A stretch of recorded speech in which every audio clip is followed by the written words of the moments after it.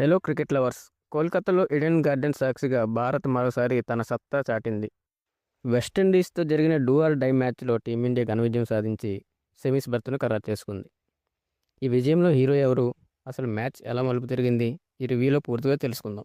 Toss గెలిచిన Bharat fielding ఎంచుకోక మొదటి batting చేసిన వెస్టిండీస్ 20 ఓవర్లలో 4 వికెట్ల నష్టానికి 195 పరుగులు చేసి భారత్ ముందు భారీ లక్ష్యాన్ని ఉంచింది.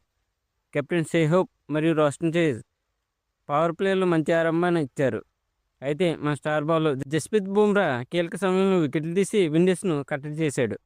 ఆఖరిలో రోమన్ పౌల్ మరియు జేసన్ హోల్డర్ మెరుపులు మెరిపించడంతో విండీస్ స్కోరు 190 పరుగులు దాటింది.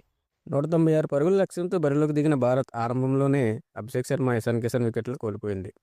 ఆ సమయంలో క్రీజులోకి వచ్చిన సంజూ శాంసన్ మ్యాచ్ స్వరూపాన్ని మార్చేశాడు. కేవలం 50 బంతుల్లోనే 97 పరుగులు అజేయంగా నిలిచి టీమిండియాను విజయ తీరాలకు చేర్చాడు.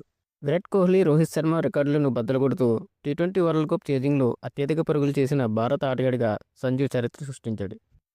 కెప్టెన్ సూర్యకుమార్ యాదవ్ మరియు సంజు మధ్య ఏర్పడిన భాగస్వామ్యం మ్యాచ్ను భారత్ వైపు తిప్పింది. ముఖ్యంగా తిలక్ వర్మ తన వంతు సహకారం అందించగా, సంజు శాంసన్ క్లాసిక్ షాట్లతో విండీస్ బౌలర్లను చిత్తు చేశాడు. 19.2 ఓవర్లలోనే భారత్ లక్ష్యాన్ని చేరుకుంది. ఈ విజయంతో గ్రూప్ 1 నుండి భారత్ సెమీస్లోకి ప్రవేశించింది. వచ్చే గురువారం మార్చి 5న ముంబైలోని వాంఖడే స్టేడియంలో ఇంగ్లాండ్తో భారత్ తలపడబోతుంది. సంజు శాంసన్ ఇన్నింగ్ గురించి మీరేమనుకుంటున్నారు? కామెంట్ సెక్షన్లో తెలియజేయండి. మరిన్ని అప్డేట్స్ కోసం మన ఛానల్ని సబ్స్క్రైబ్ చేసుకోండి.